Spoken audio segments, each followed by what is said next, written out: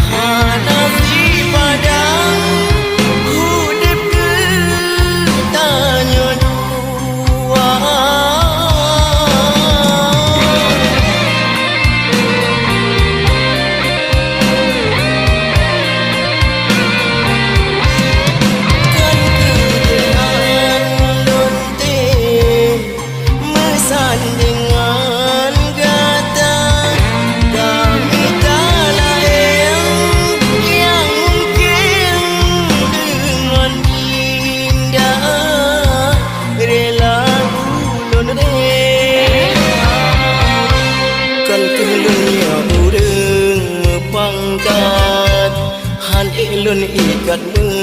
permata, kehudepi melarat, pulang tak lagi harta benda, mengadik ilun bede tak